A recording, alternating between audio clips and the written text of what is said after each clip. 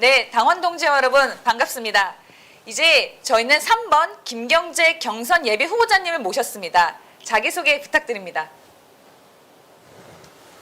김경재입니다. 엊그제 예비후보 소견 발표에서 대충 말씀을 드려서 반복하지는 않겠습니다만은 저는 오래전에 이 나라 대통령직을 맡는 것은 나와는 거리가 멀구나 하고 많이 생각하고 있었습니다. 제가 오랜 동안 외국에서 살았기 때문에 돌아올 때는 벌써 제 또래의 사람들이 다 정치적으로 앞서고 있었고 해서 포기를 하고 정치적으로도 좀 고난의 시기가 있어서 단념을 하고 있었던 차에 최근에 여야를 막론하고 대통령을 하겠다고 나오는 사람들을 보니까 저 사람들이 정말로 대한민국을 끌어갈 수 있을까?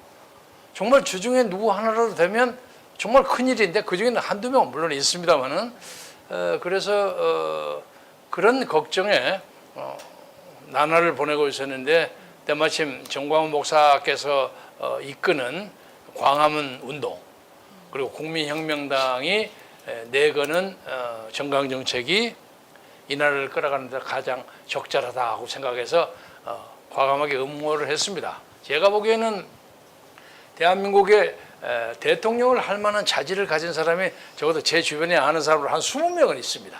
근데 그 사람들이 조직이 없고 접근을 못해서 그만두고 그런 사람들이 꽤 많습니다.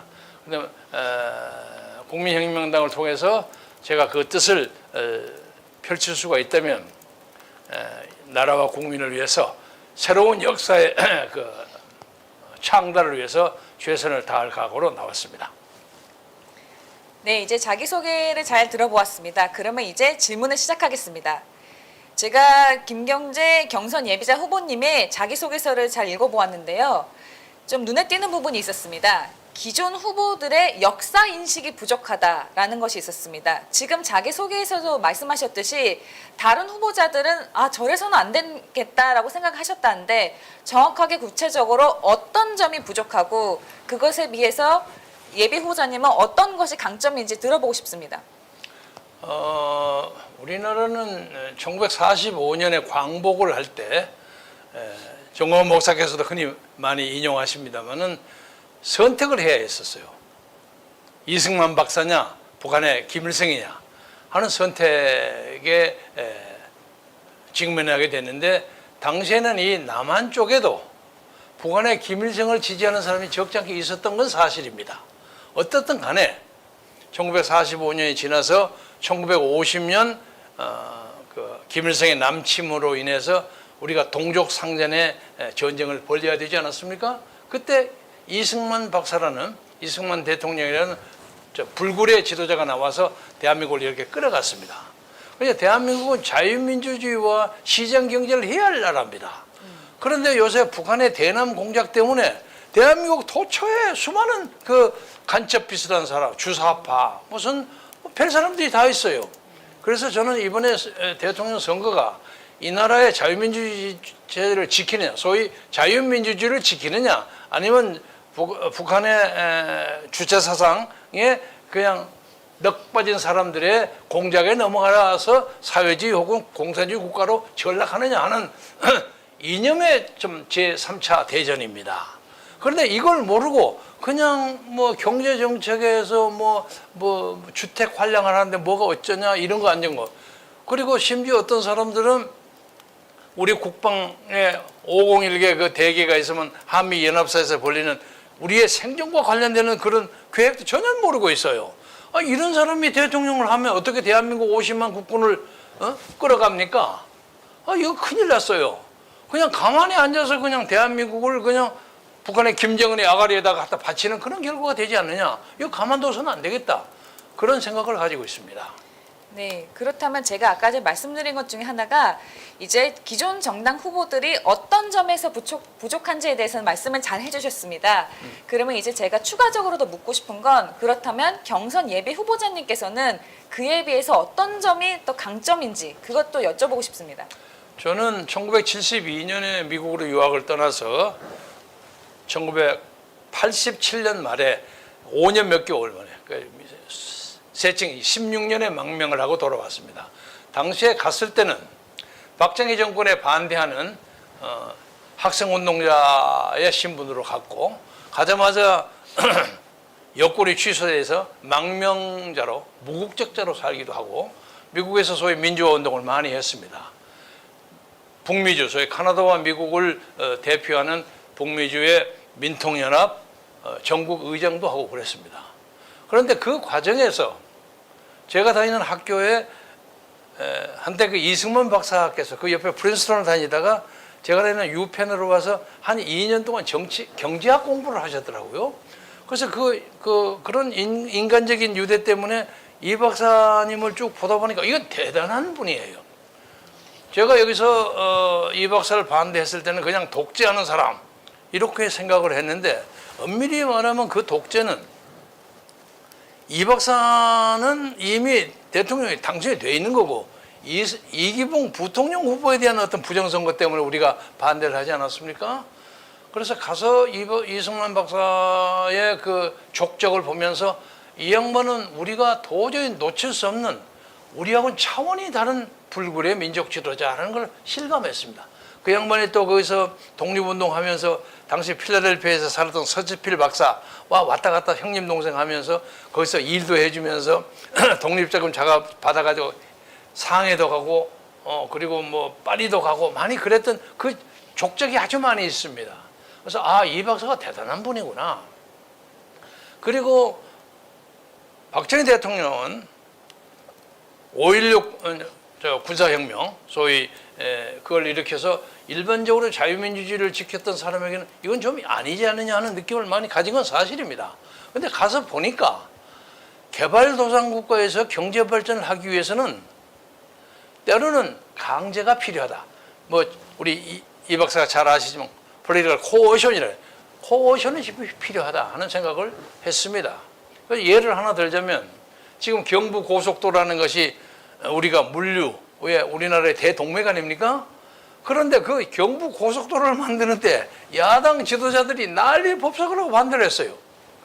왜 농토를 없애느냐? 농업 생산력이 부족하다. 농민들을 더 어렵게 만든다. 별소리를 다 하고 많은 야당 지도자들이 경부 고속도로 기공식에 준공이 아닙니다. 기공식에 그냥 길바닥에 누워가지고 데모를 난리를 했어요. 이거 반대한다고.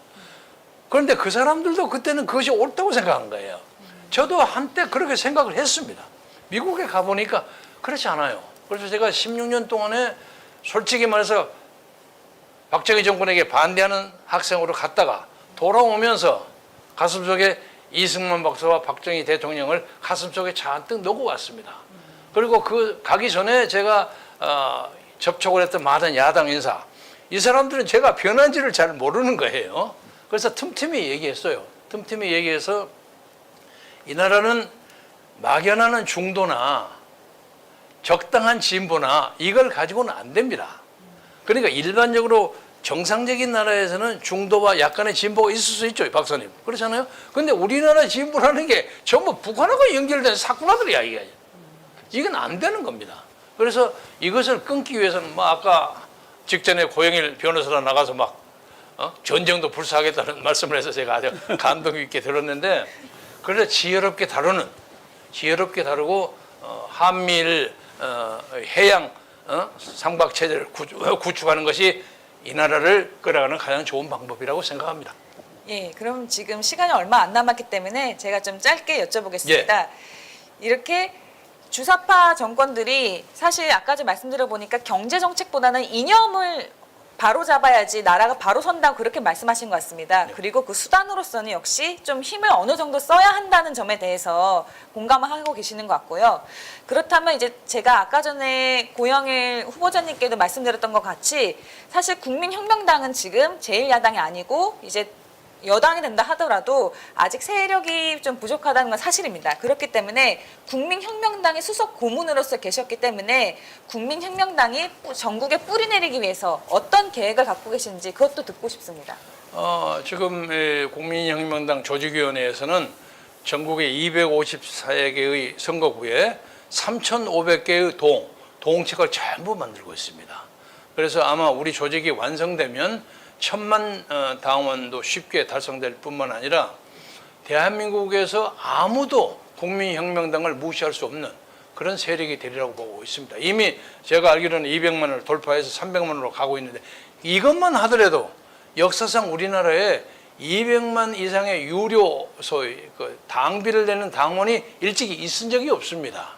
그래서 이 힘을 가지고 현재 국회의석이나 이런 데서는 좀 우리가 정책적인 실수를 해서 접근하지 못했습니다만은 시간이 짧지 않았어요, 우리. 그래서 이번에 대통령 선거에 이기게 되면 민주당은 안 되겠지만은 국민의힘 쪽에 중도 보수 이런 사람들을 설득해서 올 수 있습니다. 그리고 저도 거기서 한 4년 동안 의정 활동을 8년 동안 했기 때문에 대충 많은 사람이 있고 2012년 박근혜 대통령 당선을 위해서 제가 한광옥 하나갑 두 의원과 같이 이쪽에 왔을 때도 당시 전직 의원 60여 명을 이끌고 왔습니다. 국민통합위원회를 만들어서 그래서 우리가 간신히 이겼습니다. 그때 제가 그걸 이쪽으로 왔던 이유는 당시에 문재인하고 붙었는데 문재인 후보가 하는 말이 자기는 이러이러한 정책을 하고 특히 당선을 하면 인천 앞바다에 NLL을 풀겠다는 거야. 그래서 북한산에 와서 거기서 어로 작업을 하게 만들겠다는 거야. 뿐만 아니라 자기는 취임식을 광화문에서 하는데 광화문에 김정은 위원장을 초청하고 그래서 같이 하겠다는 거야. 그게 나 보면 말이 그럴듯하지만은 아니 김정은이가 거기로 오면 대한민국 좌파라는 애들 다 모일 거 아니에요. 몇십만. 그건 나라가 거덜이 나버리는 거예요. 그래서 이 사람 막아야 되겠다. 그래서 부랴부랴 한광호 하나갑 의원과 같이 여기로 왔어요. 와가지고 간신히 이겼습니다. 간신히 이겼는데 다만 그걸 갈무리를 잘 못해서 탄핵 같은 불행한 일이 생기고 했는데 저는 지금도 탄핵이 잘못됐다고 생각합니다. 그래서 2016년 제가 자유총연맹 총재가 된 후부터 지금까지 5년 동안 단 한 번도 탄핵 반대 집회에 빠져본 적이 없습니다. 꾸준히 저는 박근혜 대통령의 정치적 명예를 회복시켜야 한다고 생각하는데 줄서는 사람입니다. 그리고 작년에 4.15 선거 계속해도 됩니까? 네. 4.15 선거마다 이게 엉터리 선거, 이게 선거가 아니에요. 선거인데 요새 그 황모 국민의힘 후보가 이제 그걸 들고 나서더라고요. 아니 그 사람 작년부터 해야지 왜 이제 나와서 난리야. 그런데 그걸 잡아야 하지만은 지금 부정선거를 혁파시키는 문제하고 대통령 선거가 겹쳐서 상호 배타적인 경우가 있단 말이에요. 요것만 하다 보면 선거를 못하게 됩니다. 그래서 우리 국민혁명당 후보로 제가 지명이 되면 우선은 국민의힘과 같이 이 선거의 그 투표 제도를 근본적으로 고치는 부정선거의 뿌리를 혁파시키는 그러니까 보팅 기계, 투표 기계 이에 대한 자료가 충분히 저는 가지고 있습니다. 이걸 고치지 않고는 선거를 이기기 어렵습니다. 저는 그렇게 생각합니다. 네, 그러면 이제 부정선거 혁파도 하시고 특히나 많은 경험을 통해서 당원을 모으시는 것에 대해서는 자신감이 있다. 그 말로 저는 알아듣고 있습니다. 예. 이제 이춘근 박사님께서 질문하시겠습니다. 예, 우리 김경재 총재님 대선배시고 저는 그 이승만 박사랑 가장 근접한 후보라고 지금 개인적으로 생각하고 있습니다. 영광입니다. 예, 지금 앞에 두 분은 그 변호사 법학을 하신 분인데 우리 김경재 후보님은 제가 후보님이라고 불러서 죄송합니다만은 규칙상 이렇게 부르도록 하겠습니다. 정치학을 공부하신 분이고 그리고 학문적으로만 공부한 것이 아니라 정치의 실제에 대해서 가장 탁월한 현상에 대해서 가장 이 경험이 많으신 그런 분이라고 생각을 합니다. 무엇인가를 아는 사람이 나라를 끌어가야 한다라는 말을 능히 하셔도 아무런 문제가 없는 그런 후보고 그리고 이제 지금 많은 사람들이 역사인식이 부족하다라고 말씀하셨는데 저는 최근에 읽었던 책 중에서 마음에 드는 문장을 하나 땄는데 어떤 정치학자가 쓴 글입니다. 그분이 말한 것을 제가 잠깐 읽어드리고 거기에 대해서 우리 후보님이 부연 설명을 잠깐 해줬으면 좋겠다라는 생각을 하고 있는데 제가 그걸 읽겠습니다. 옛부터 땅이 작다고 하여 소국이고 인구가 적다 하여 소국인 것이 아니라 소인배들이 많으면 소국이라 했다. 의식과 의지에 있어서 대인다운 사람들을 찾아서 이 나라를 대국으로 뻗어나가게 할 21세기를 기억하며 세월의 흐름에 역사적인 의미를 담을 채비를 서둘자. 아마 그 동문쯤 될지 모르겠습니다. 이명용 교수님이 하신 예. 말씀인데. 제가 공군사관학교에서 저 교관을 같이 했습니다. 아, 그렇습니까? 예. 제가 이 말을 듣고서 참 괜찮다라고 생각했는데 오늘 그 후보님 말씀이 이 말씀을 하시는 것 같아가지고 예. 이 검증을 한다기보다도 여기에 대해서 한번 부연 설명을 해주시면은 우선 그 이명현 박사는 북한에서 내려온 사람입니다. 예. 그래서 어렸을 때 굉장한 고난을 겪어서 고등학교 졸업장도 없어요. 그래서 그냥 검정고시로 물리대 철학과를 들어온 사람입니다. 그리고 브라운인가에서 박사도 받고 비트겐슈타인의 그 비교 철학을 가지고 유명한 세계 철학자 협회 회장도 하고 하는 사람입니다.